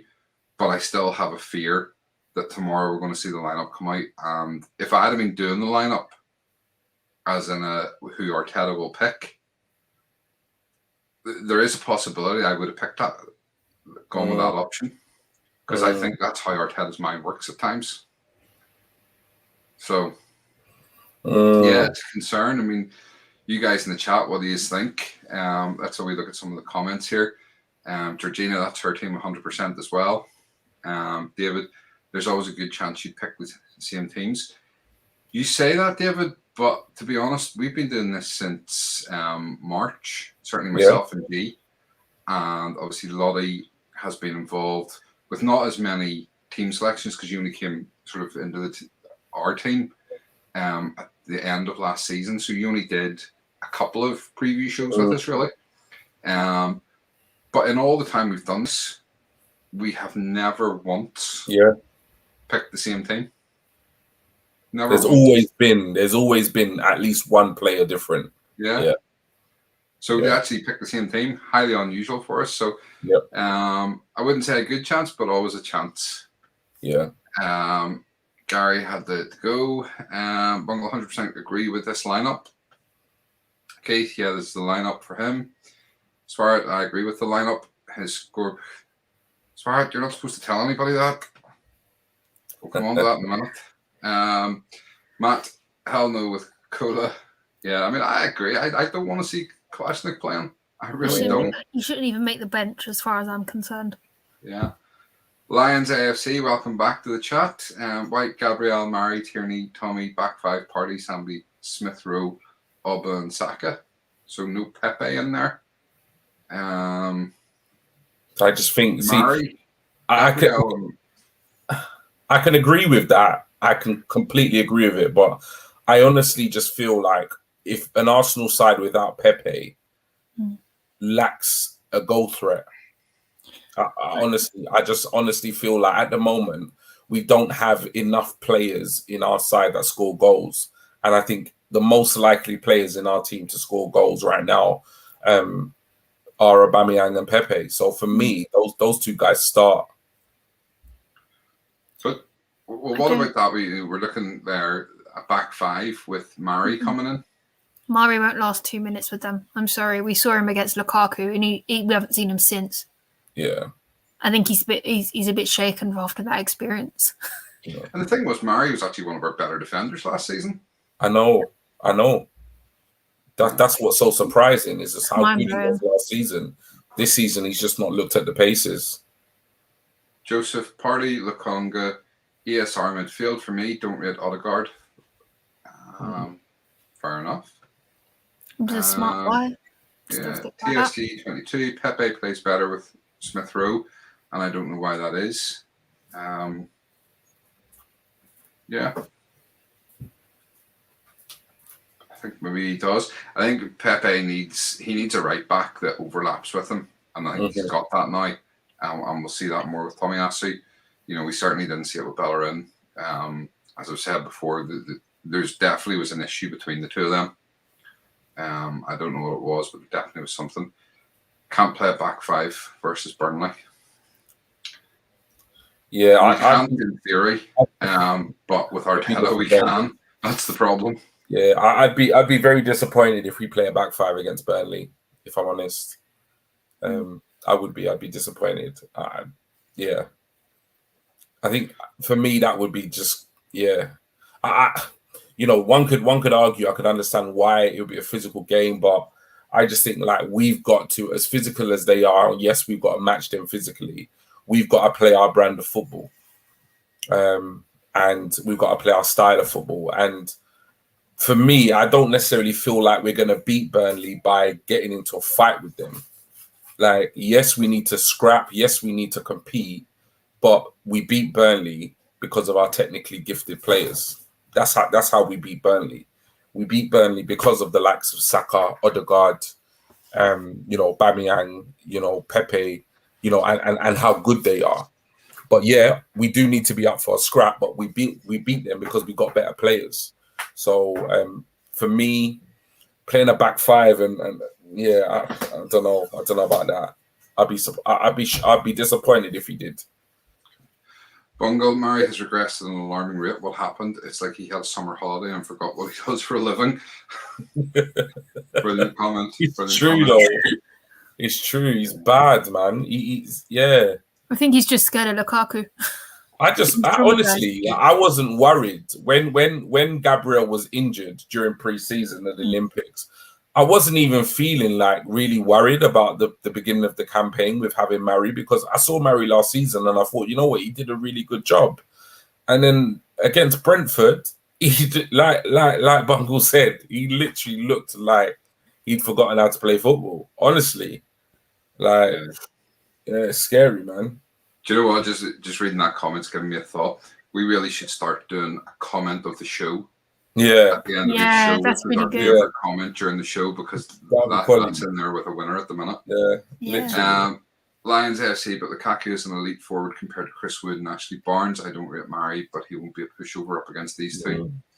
The one thing for Murray was he was always good at heading, and that was the thing, and he positionally he's good. It's when he has to turn and actually like move is the problem, because he's not the quickest off the mark, and he's Yeah. not, he's a bit like Mertesacker, and then he turns like a tanker. Yeah. He really does, and that was his problem. So up against pace is where he struggles. Up against physicality is maybe a bit more suited to him. But Tierney, Gabriel, Tommy, and Ainsley, Maitland-Niles, White and Sambi in midfield, Saka, Odegaard, Pepe, and Oba up front. Okay. Weezy J, evening. Hi guys, sorry it's a late one. I've managed to get caught up on what's been going on. Hope you're all good. We are indeed. Right, man. So that leads us on to score predictions. And just before you give me your score predictions, you guys drop yours in the chat if you haven't already, what you think the score is going to be. For anybody who isn't aware, we are doing a score predictor league between the three of us and you guys. So one person each week will represent you guys. It may be the guest on the show if we've got someone on. It may just be someone in the chat who is picking. But so far, we haven't been doing too well, I will say. I have put together a little spreadsheet. I've managed to get caught up and get all this onto a spreadsheet so we can track it going forward. And I'll bring that up in a wee minute. I just haven't brought it up yet because this week, representing the fans and representing you guys in the chat is our good friend Swart. And he has already given us his score prediction on here. So I'm going to bring it back up again, which was 2-1 to Arsenal. So he's going for a 2-1 Arsenal win. And if you don't know, every week, whenever you guys give me your predicted one, so whoever's doing it on behalf of the guest, I place a £1 bet on one of my betting accounts, and any money that we have will go to charity, and I'll tell you about the charity in a wee second. But any money that we win will go at the end of the season to charity. So the odds on that one were 7-1 for it. So if we win, we will get £8 back if it's a 2-1 win. So hopefully it will be a 2-1 win because we'd like to start getting some money up for charity. That said, if it's not 2-1, I'd like it to be 2-0 because that's what I've guessed. So I'm going to bring this table up and show you how we're doing, and then you two guys can give me your predictions. Hopefully you can see this. If not, I apologize, but yeah, it's small. You might need to zoom in a bit, Stephen. To be honest, I can't zoom in anymore. No, worries. you might have to read it then. Yeah. Basically, at the minute, I'm on 1 point. So you get 3 points if you get a correct score, 1 point if you get a correct result, and obviously nothing if you don't get, the score or the result. I'm on 1 point. G is on 1 point. Lottie, you're on 2 points. Yay! I never win these things. That makes me happy. The guests are currently on 3 points. So you're second. Oh, that's fine. I'll take that. I'm not lost. I'm happy. Yeah. And just so you know, what we're playing for here is if I win, Lottie and G will club together and buy me a bottle of whiskey. If G wins, me and Lottie will club together and buy G a bottle of brandy. And if Lottie wins, me and G will club together and buy her a bottle of tequila rosé. If the guests win or the fans win, then we will club together and whatever money it was we were going to spend on that bottle, we will give to the charity, along with any money from the correct score bets as well. So let me just take that off the screen. Grab a wee pen here so I can note this down. Lottie, what is your score prediction for tomorrow? I'm going to have to go 2-0 for me. To Arsenal. Arsenal. Okay, same as me. G? I'm just going to keep it interesting. I had a scoreline in mind, but I'm going to keep it interesting. I'm going to go 3-1 Arsenal. 3-1 the Arsenal? Okay. Yeah. Brilliant. I'll follow those in after, and we'll see how we get on. Let's have a wee look at some of you guys, what you're predicting. David, don't hate me. Burnley 1, Arsenal 0. Ooh, controversial. Controversial. Georgina, 2-1 to Arsenal. Joseph 2-1 to the Arsenal. Bungle 1-0 to the Arsenal. Mm-hmm. Keith 2-0 to the Arsenal. Matt 2-0 to the Arsenal, and Tommy to score. Ooh. And Wheezy J 2-1 to the Gunners. So quite a bit of 2-1s in there. Yeah. So Thing is, Yeah. they need the win. I mean, it was RG's birthday and Georgina's birthday this week, so we need the win. It's got to be a good sign. It's you know what, I'm not like, for me, I'm not you know, Norwich beating Norwich 1-0. I've not forgotten the start we had to the season. Mm. And you know, I think anything other than 3 points tomorrow is going to bring us very much back down to earth, because like I said, we've got 3 points from 4 games. So, you know, if we're looking at 3 or 4 points from 5 games, it's not looking pretty, you know. So, you know, obviously going into the North London derby as well, for me, tomorrow is a must-win game. You know, I think when we were looking at the fixtures after obviously playing City and Chelsea, we didn't expect to lose to Brentford, but we lost to Brentford. We took it on the chin. We lost to Chelsea and City, which most Arsenal fans expected. But when you look at Norwich and Burnley back-to-back before the AFC game and then the North London derby, we're expecting to win those 2 games. So tomorrow is a must-win game for us. And I think anything other than 3 points, that pressure just cranks right back up again on Arteta. You know, 3 points against Norwich, a 1-0 win, gave him a bit of breathing space, you know, kind of loosened the collar, you know, the top button a little bit, allowed him to breathe. But if we get anything less than 3 points tomorrow, that collar's going to start tightening again. So, yeah, obviously we really want Arsenal to win because we're all fans, but it's a must-win game for Arsenal and a must-win game for Arteta, in my opinion. Twitter is not going to be a pretty place if we lose or draw. No, absolutely. Okay, before we go on to anything more that we've got to talk about, obviously I mentioned in there if we win any money, it'll go to charity, and if guests win, the money we would spend on the bottle would go to charity. And up until now, we hadn't actually picked the charity, but we did that today, and I just want to share the reasons why we've picked this charity. And I want to say thank you to Lottie and G for allowing me to pick this charity, because it's close to my heart. We all have that one friend as a kid growing up, you know, that sort of best mate that no matter what happens, you may still be best mates with them now, or you may not see each other. You may have drifted apart for one reason or another. I mean, in my case, it was because I moved house and didn't live next door to my best friend as a child anymore, and we lost touch. But we still talk, and I still see him from time to time and stuff. And anyway, my mate Andy, he races motorbikes. He's a plumber, but he also races motorbikes. And a couple of weekends ago, at a track over here called Kirkiston, he was in a really bad accident during a race. So much so that the race was red flagged.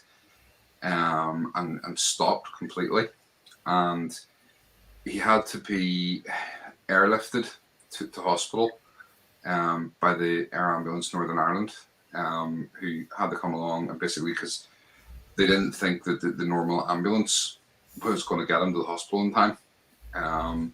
So, and I actually have a picture of that, of the ambulance. This is the Northern Ireland Air Ambulance Service. And this was an actual picture. He's in that helicopter at that point being taken. So he fractured, or not fractured, he fractured his T4 vertebrae, broke ribs. He crushed his left fibula and tibula, crushed his right ankle, and he has to get reconstructive surgery on his right elbow as well. So he's been very lucky. He was fortunate that there was no head or chest injuries in the end. But he very, very lucky, you know, a lot of loss of blood and things like that. He can't actually walk at the minute. I managed to speak to him briefly yesterday through just a few messages and stuff, because obviously he's still in hospital. But the Northern Ireland Air Ambulance is a charity. it's not a government funded thing. It's a charity that's run here, and it costs them £2 million a year to service this helicopter. So there's one helicopter, which is the main one, and they do have one backup one, but it doesn't run. All the crew are volunteers who give up their time, and a lot of them are NHS staff. But it has to be paid for, and as I say, £2 million a year it costs to operate this at the minute. So because of what's happening, because it's personal to me, the guys very kindly said that we could, have this as our nominated charity for this season. So any money, as I say, that we win will go to Air Ambulance Northern Ireland at the end of the season. And we will do probably a couple of things sort of towards the end of the season just to hopefully bulk that out a wee bit, maybe like a draw or something. We'll see if we can get something for a bit of a raffle sort of prize or something, and I'll probably do some charity stuff myself during the year anyway that we'll maybe ask for sponsorship for. But I hope you guys watching in the chat don't mind that's who the money's going for this year, and then obviously next year we'll do probably the same sort of thing again, but we'll do it for a different cause. But thank you to you guys for letting me do this, and hopefully we'll get some big winners, and we'll be able to give some serious money to this great cause. So there we go. Right, a couple of comments then. David, just me doubting us then. Yep, David, you're the only one, but that's all right. Lions AFC, honest answer, if we got offered to swap Pepe for St. Maximum, would you accept? And a 1-1 draw for tomorrow. Okay. So, Lottie's shaking her head there. No, not for you. Solid. No, he's too inconsistent. I know he hasn't got the right players behind him at the moment, but I'm going to stick with Pepe. We haven't even finished paying for him yet. So, I'm going to stick with him. There's more to come from him as well, I think. Yeah, I think he's a decent player. But I think if we had, St. Maximum, I think we would have very much a similar situation that we have with Pepe. I've not seen enough. I've seen him. I've seen snippets of him. I've seen him play, and I've seen him be absolutely fantastic in moments. But for me, yeah, I don't think he's consistent enough in terms of like assists and goals for me to say, you know what, he would come in and be a complete upgrade on Pepe. I think he'd come in and he'd have good games. Pepe has good games, but as Lottie said, I've got to back her 100% there. I think he is inconsistent, and I think at Arsenal he would equally be inconsistent. So no, I wouldn't. Okay. I always liked St. Maximum, I have to say, and when he first rocked up at Liverpool, Newcastle, sorry, I thought, this player looks good. I think we could take him, and we should have gone for him. And the more I watched him, the more I'd agree, he's inconsistent, but he's a decent player. Would I swap him for Pepe? No. Would I take him at Arsenal as another sort of alternative on the wing? Yeah, I would, 100%. But I wouldn't swap him for Pepe. Interesting to see. I think he played up front today for Newcastle.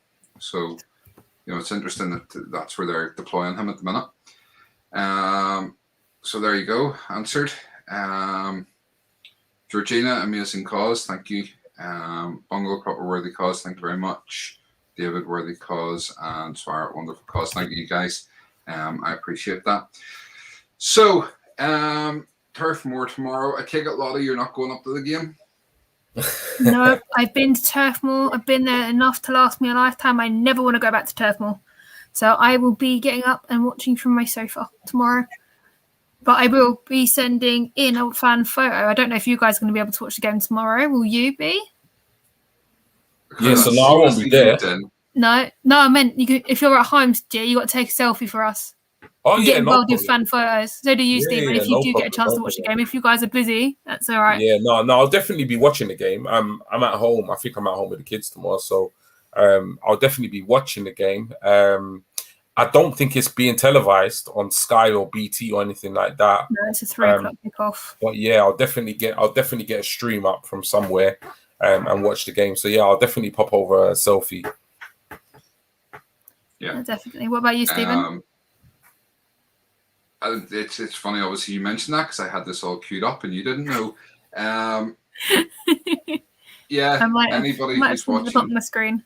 yeah, if you're at the game, please, send us your photos. And if you're not at the game, as Lottie had said, wherever you're watching the game, be it your home, be it a pub, be it at a friend's house, whatever it is, send us your fan photos of how you're enjoying the game, and we'll put together something and we'll put it up on Monday night on the review show because we love seeing those photos.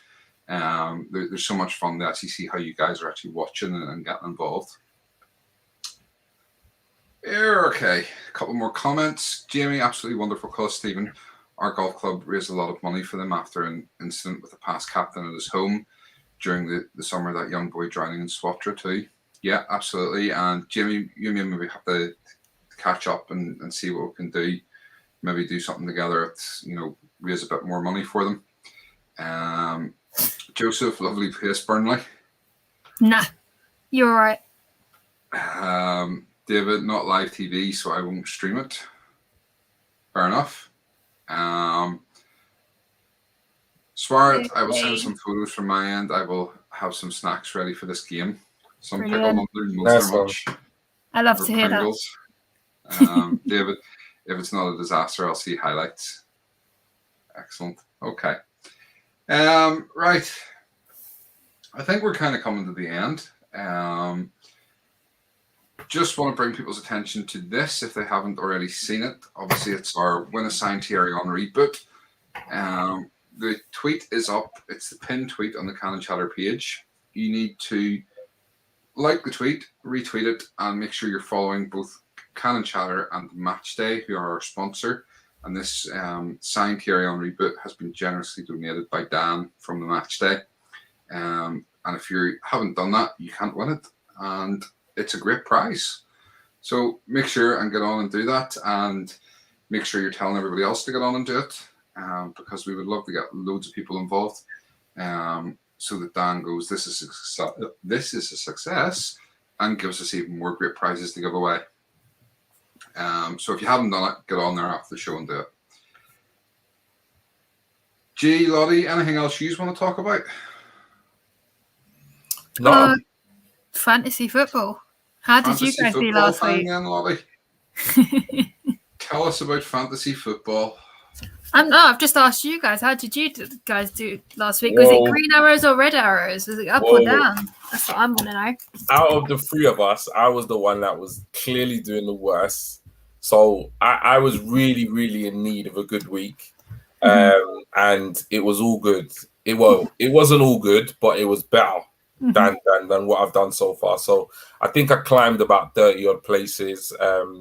Lots of green arrows, which is a good sign. So I'm comfortably in the 200 club. And I think I got 62 points, which is the most points I think I've had in a game week. So yeah, it was a better week for me, but hopefully onwards and upwards from now on.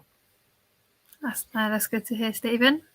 I got 60 points last week, so I did climb a bit, but not a massive amount.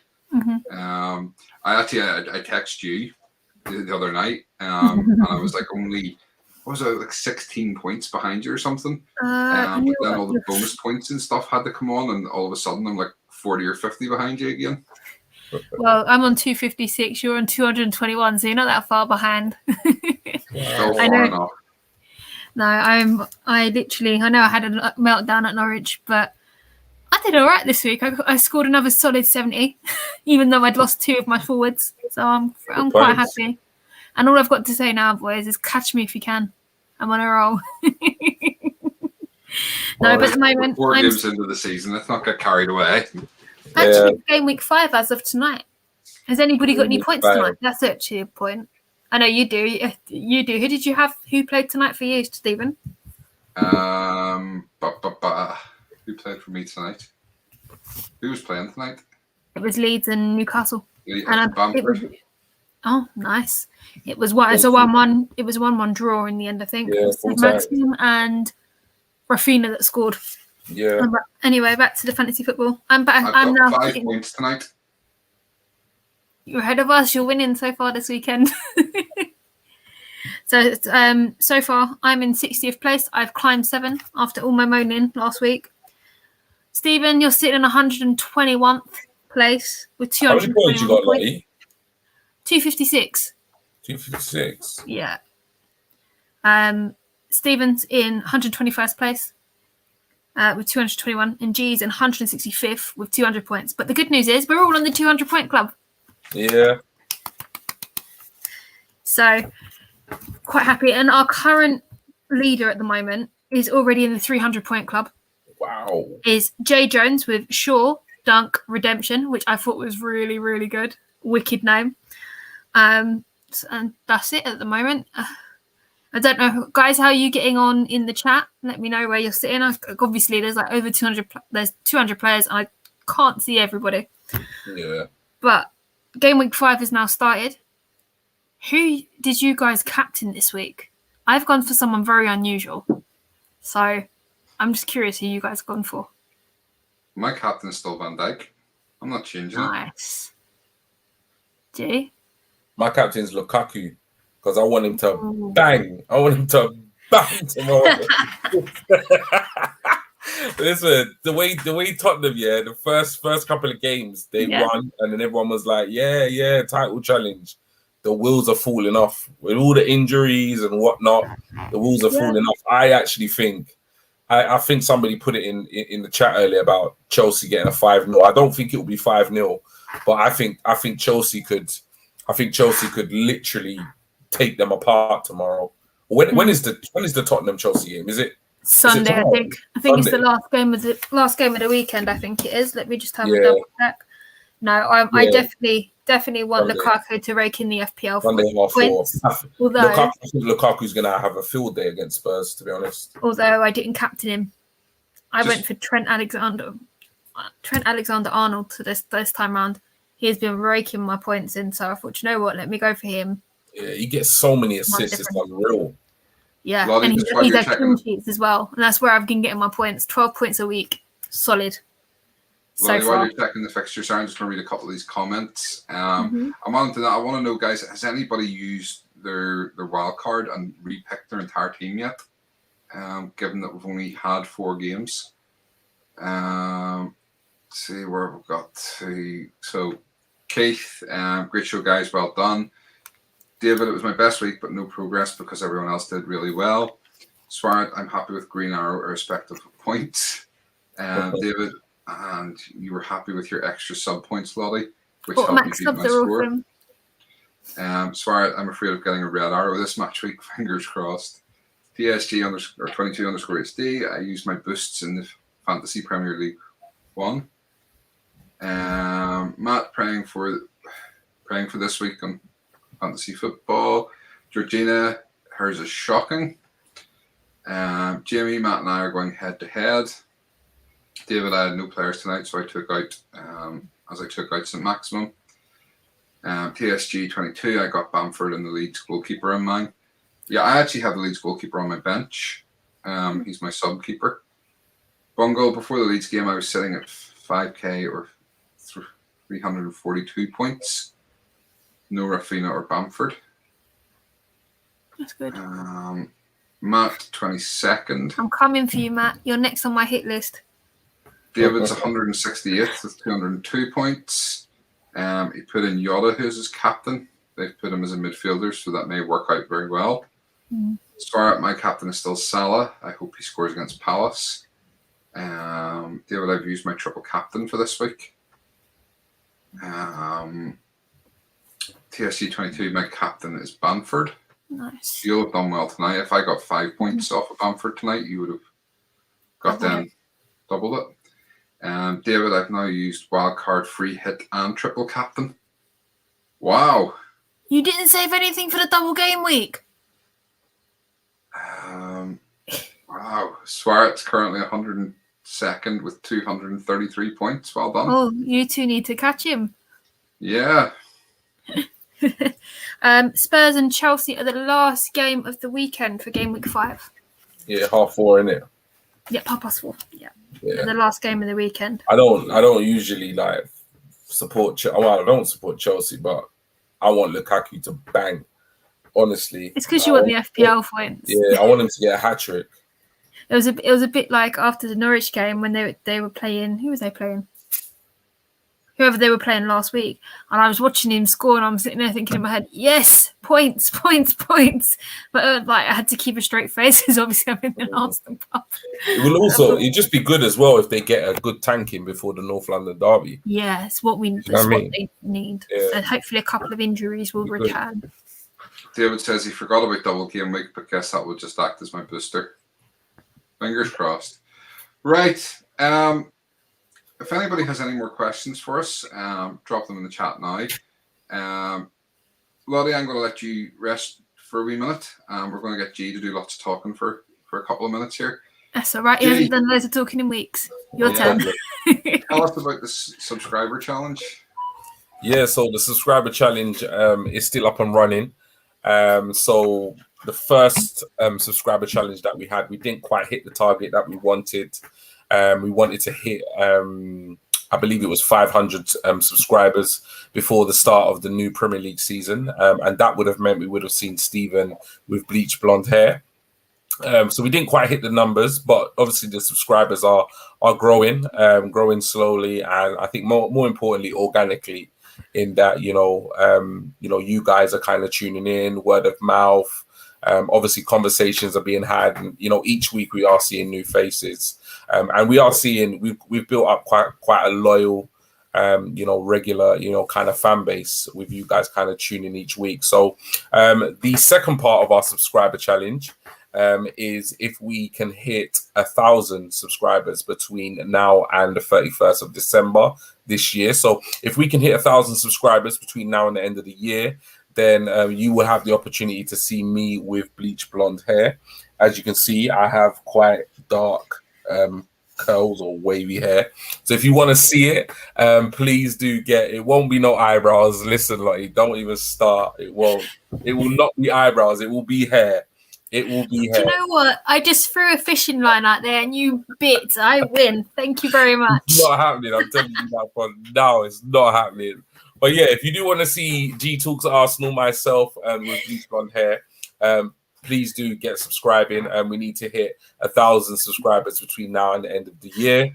And the third part and the final part of our subscriber challenge is if we hit 2,000 subscribers between now and the start of next Premier League season campaign, then Lottie will be actually getting a tattoo. Now, obviously, the closer we get to obviously hitting 2,000 subscribers, the more information will follow. But there will be, ideas. There will be polls, possibly some obviously suggestions. I know Steven's got that little grin on his face because he's got multiple ideas up his sleeve. But yeah, look. Don't tell me he shared these with you. I haven't seen any of these. I'm concerned. Oh no, Mum, if you're watching this, I love you, but it's their fault. Yeah, for all of you that have subscribed, if you're watching, it's Lottie's fault. Yeah, it's not. It wasn't me. That's what I'm saying. It wasn't me. Cue the music. Yeah, right. But yeah, no, massive thank you to everybody who has subscribed so far. We massively do appreciate it. So if you have subscribed, huge thank you to you. If you know, other Gooners or other, Arsenal or football fans that would be interested, in our shows and our content, please do, speak to them, get them involved, and get them to subscribe also. But yeah, massive thank you to you all who have subscribed so far. Keep going. Socials time. No problem. So yeah, those of you who obviously do watch our shows, just bear in mind that we are available on all social media platforms. So Facebook, you can find us at Cannon Chatter. If you search in Cannon Chatter, you will find us very easily. On Instagram, it's at Cannon_Chatter. Obviously, most of you will know us, from obviously our YouTube lives, but most of you will interact with us in terms of our Twitter content. So our official Twitter account is at Cannon Chatter. You can follow Stephen, who is our host tonight, at SB Cannon Chatter. You can follow myself, which is at G Talks Arsenal, and you can also follow Lottie, which is at Lottie with 2 T's and 2 I's _B. Because somebody beat And- it. Yes, and Yeah, with that's my regards, line. Well done, Stephen. so Lottie, can you give us an update in terms of like what's kind of going on with regards to your blog? Right, everything is up there. I've still got to do Man City, Tomiyasu and that, Norwich, but everything is up to date. I dropped 3 last week. So if you want to go back and relive the season so far or the end of last season, go check it out. lottieafc.blogspot.co.uk. There you go. And obviously, those of you might be able to see, I'm rocking the new Cannon Chatter kind of away yellow jersey. As you can see, Stephen's got his on. We've also got some, we've got red Cannon Chatter hoodies. You might have seen even a blue edition and some other stuff that we've worn. So if you are interested in getting any kind of Cannon Chatter merchandise or anything like that, to purchase this, all you need to do is contact or email info@cannonchatter.com or DM Stephen at SBCannonchatter on Twitter. But drop any of us a DM and we'll point you in the right direction, to be honest. And most importantly, make sure you subscribe, you turn on those notifications, and you hit that like button. Excellent, thank you. In terms of shows, just before we come back to these last few comments, we will be back on Monday night with our review of tomorrow's game, and we'll do a preview for the Wimbledon game on Wednesday night. Then we'll be back probably next Friday night with a review of the Wimbledon game and a preview of the North London Derby. And on that show, we will be joined by Angelo, who is the sensible gunner, all the way from Portland, Oregon, in the USA. So he'll be joining us for that show. So I say a Wimbledon review show. Hopefully it'll be a we beat Wimbledon. It was a great night. Fantastic. Let's get on with talking about Spurs, because that's what we're all going to be wanting to talk about is that game. We'll be back then the following Monday with the review show. And as there's no sort of midweek interruptions that week, we have the the Brighton game the following weekend. I think we'll do on the Wednesday night, which is the 29th, we will do our Q&A night. Getting the No Cannon Chatter. We'll come up with a title for it, but it'll be Ask Us Anything. You can ask us our favourite type of crisps. You can ask us our favourite footballer. Whatever it is, ask us whatever you want to know. We'll be open books that night, and as long as it's not too personal, we'll have the draw line somewhere. As long as it's not too personal, we'll be open books and we'll share and we'll let you get to know us a bit better. So last couple of comments. Where have we got to? That one.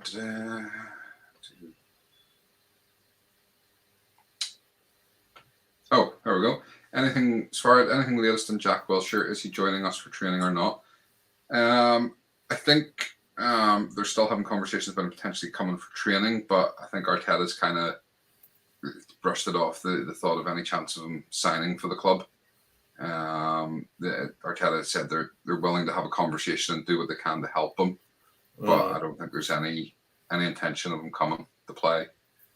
Don't forget G's wager with Arsenal in the next 8 games, was it? Yes.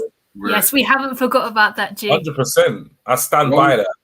1 down, 7 to go. Arteta in, tattooed on him. Yeah, I stand by that. There's no way we're winning the next 7 games. As much as I'd love us to. And to be honest, like the amount of ink I've got, it's like it's gonna just merge into the rest anyway. So it's not a problem. I'm gonna record it. You know that, right? Bungle, man, like G going Shaka Blonde. Wait. Oh, Stephen, you said it. You said its name. I'm reading the comment. But let me correct them. It's not Shaka, it's 34. So, man like G going 34, blonde. Euro style would be all right still. See how I correct you there, Bungle. Don't let that happen again.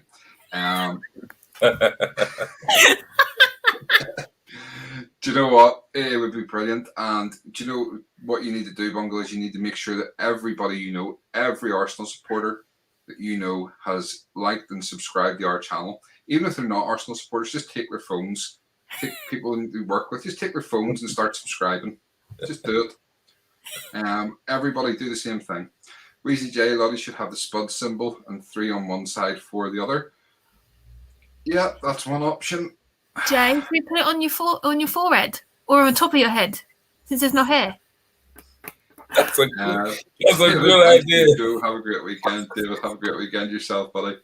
Antonio, spectacular show this has been. Come on, you Gooners. Yes. And you've been nothing but nice about us lately, Antonio. Your comments the other night about our show the other night was unbelievable. Thank you. Matt, have a good weekend, boys and girls. We will, Matt. You too. Enjoy the game tomorrow. Swart, I will start making a list of questions for the Q&A session. Brilliant. Do indeed. Thank God I'm 35 and not 34. I love that. Antonio. That's brilliant. And Weezy J, just lots of smiley faces because Lottie's calling them bald. Right. He's though. I think that's a good place to leave it. Lottie, any final words? Nope, not for me. Not tonight, I'm afraid. But come on, you Gunners, I suppose. Fair enough. Jamie O'Dear, I'm 34, Monday after the North London derby. That means, Jamie, for the next year, we can't talk to you. If it happens, I'm not talking to him. Yeah. G, any last words? No, other than just it's really good to be back. Really missed kind of doing the live streams over the last couple of weeks. So yeah, just really good fun being back, talking about Arsenal, and let's just hope, come 5 p.m. tomorrow afternoon, we're all happy after, a convincing win by the Arsenal. Yeah, absolutely. Thanks, guys, for being back on with me tonight. Make sure and get those fans' photos into us. You can send them to any of the three of us, and we'll club together and get something put together for them for Monday night.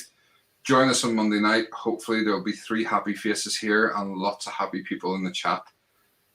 Other than that, thank you. Good evening. God bless. See you soon.